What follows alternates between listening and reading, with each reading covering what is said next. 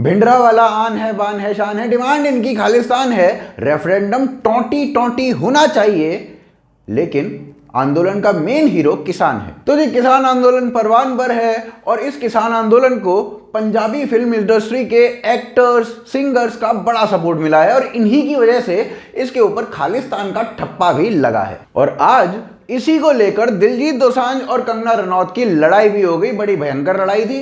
तो इसके बारे में पूरा बताएंगे, आप हमारे साथ बने रहिए, देखते रहिए आज की ज्यादा खबर।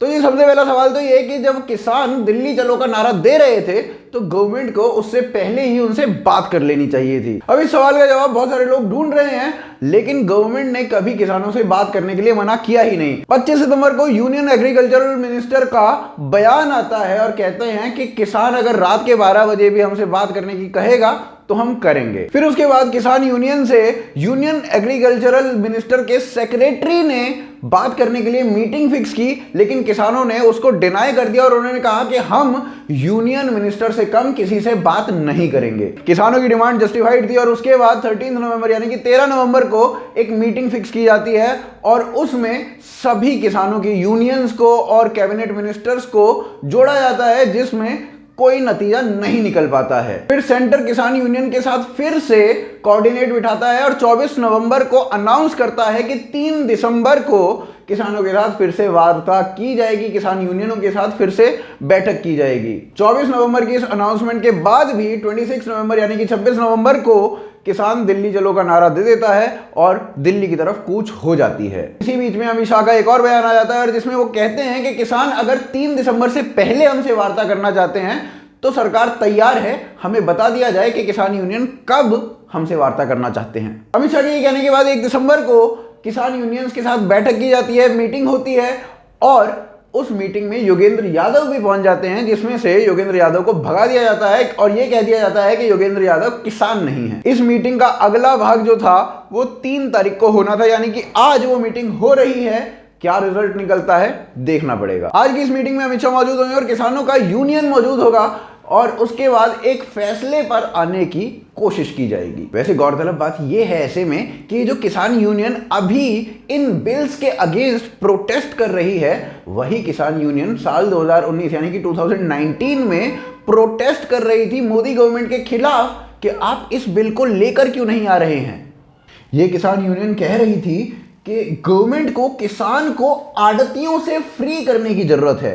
पंजाब की गवर्नमेंट को भी इसके बारे में लिखा गया था और यह भी कहा गया था गवर्नमेंट किसान को लिबरेट करने में फेल हो गई है। भारत की आजादी और किसान की आजादी को जोड़ा जा रहा था। 3 अप्रैल 2019 को एपीएमसी एक्ट अबॉलिश होना चाहिए, यह भी कहा गया था 3 अप्रैल 2019 को। केसीसी के किसान मैनिफेस्टो जिसमें लिबरलाइजेशन की बात की गई थी, उसको किसान यूनियन प्रमोट कर रहे थे 3 अप्रैल को।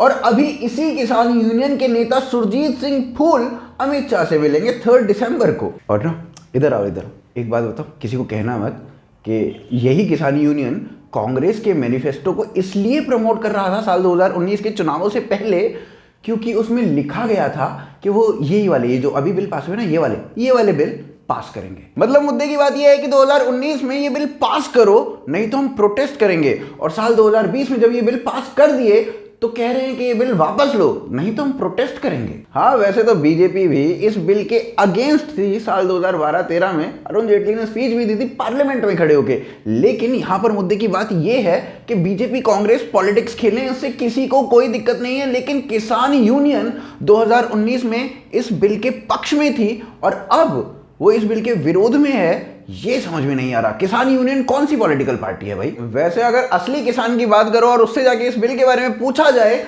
तो अधिकतर किसानों को इस बिल के बारे में ज्यादा कुछ पता नहीं है और बहुत सारी इस तरीके की वीडियोस सामने भी आई हैं, जैसे सीए के दौरान सामने आई थी। सीए के दौरान ऐसे तो बड़े सारे महानुभाव ये भी थे जिन्होंने रेलेवेंट पॉइंट्स पढ़े थे। मगर प्रोटेस्ट करना किसान का हक है और उन्हें प्रोटेस्ट करना भी चाहिए। शांतिपूर्ण प्रोटेस्ट हो उसको हम सपोर्ट करते हैं, लेकिन इस प्रोटेस्ट के बीच में घुस जाते हैं बहुत सारे एक्टर्स और उनके एजेंडा। हरभजन मान किसानों के बीच बहादुरगढ़ में पहुंचते हैं और उनका हौसला वर्धन भी करते हैं, जो कि अच्छी बात है, करना भी चाहिए।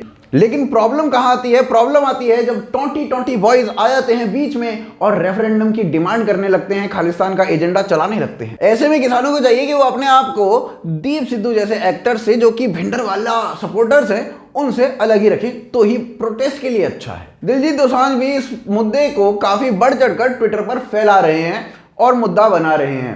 अब दिलजीत दोसांझ वो व्यक्ति हैं जो दल खालसा नाम के एक हैंडल को फॉलो करते हैं ट्विटर पर, और दल खालसा वो पोस्ट करता है जो पोस्ट इंडिया के विरोध में होती है, जो सिखों को भड़काया जाता है कि आप रेफरेंडम की मांग करो, जो खालिस्तान की मांग करो, इंडिपेंडेंस की मांग करो, इसको ये भाई साहब फॉलो करते हैं। अब यहां पर मुद्दे की बात ये है कि फॉलो करना किसी को गलत नहीं है, क्योंकि फॉलो आप जब तक किसी को नहीं करोगे उसके बारे में इंफॉर्मेशन नहीं मिलेगी।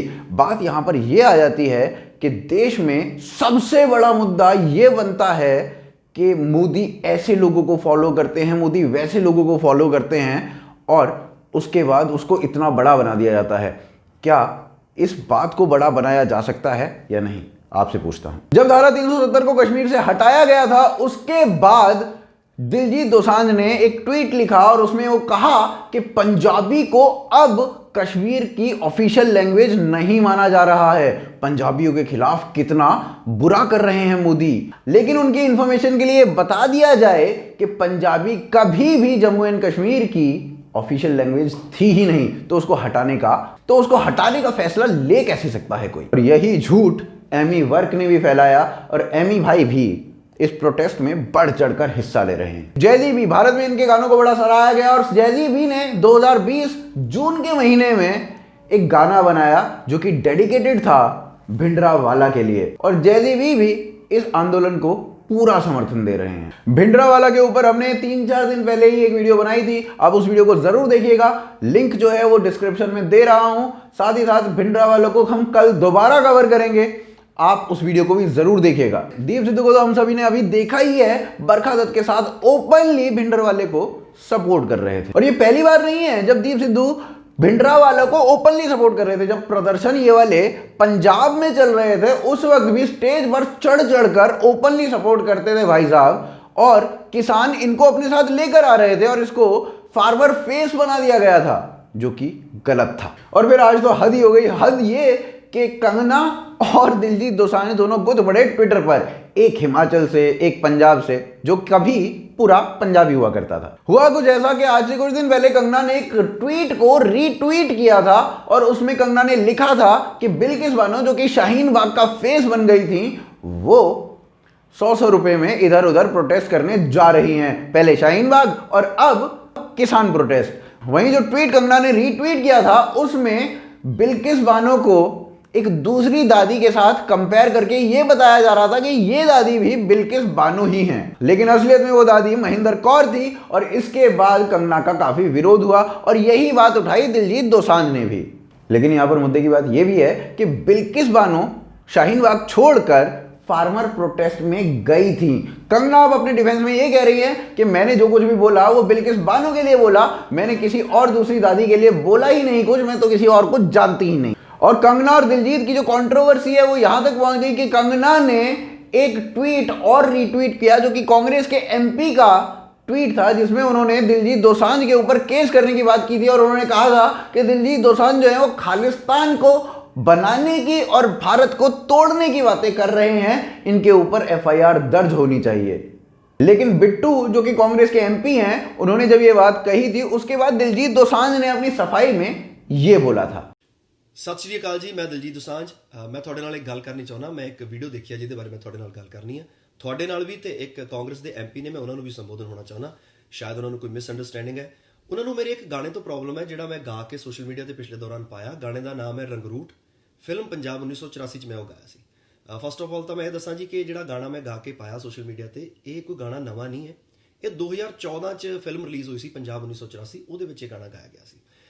ਇੰਡੀਅਨ ਗਵਰਨਮੈਂਟ ਸੈਂਸਰ ਬੋਰਡ ਵੱਲੋਂ ਇਹ ਫਿਲਮ ਪਾਸ ਹੈ। ਉਹਦਾ ਹਰ ਇੱਕ ਸੀਨ, ਉਹਦਾ ਹਰ ਇੱਕ ਗਾਣਾ ਪਾਸ ਹੋ ਕੇ ਥੀਏਟਰ ਦੇ ਵਿੱਚ ਚੱਲਿਆ, ਹਰ ਪੰਜਾਬੀ ਚੈਨਲ ਦੇ ਉੱਤੇ ਚੱਲਿਆ। ਜਦੋਂ film Indian government censor board pass ਕਰਦੀ ਹੈ, ਉਦੋਂ ਹੀ ਥੀਏਟਰ 'ਚ ਲੱਗਦੀ ਹੈ, ਉਦੋਂ ਹੀ ਉਹਦਾ ਗਾਣਾ ਵੱਜ ਸਕਦਾ, ਉਦੋਂ ਹੀ ਉਹਦੇ ਸੀਨ ਜਿਹੜੇ ਉਹ ਥੀਏਟਰ 'ਚ ਚੱਲ ਸਕਦੇ ਨੇ। ਸੋ ਮੈਂ ਪਹਿਲਾਂ ਤਾਂ ਇਹ ਦੱਸਣਾ ਚਾਹਾਂਗਾ ਕਿ ਜਿਹੜਾ ਮੈਂ ਗਾਣਾ गाया वो already Indian government sensor board तो पास है। इनकी सफाई लगती तो यहां से वैलिड है, मगर इनके अंदर क्या चल रहा है उसके बारे में आप क्या सोचते हैं वो आप हमें जरूर बताइए कमेंट सेक्शन में लिखकर। साथ ही साथ वीडियो को लाइक कीजिए, आप शेयर कीजिए इस वीडियो को ज्यादा से ज्यादा लोगों तक। आप हमें सपोर्ट कर सकते हैं patreon.com और ज्वाइन बटन के थ्रू, दोनों ही के जो लिंक्स हैं वो नीचे पिन्ड कमेंट और दे रखे हैं डिस्क्रिप्शन के अंदर। साथ ही साथ आप हमारी मर्चेंडाइज भी खरीद सकते हैं, विंटर सेशन की मर्चेंडाइज आ चुकी है, उसका लिंक भी नीचे कमेंट सेक्शन में दिया गया है। आप देख रहे हैं आज की ताजा खबर। जय हिंद, जय भारत।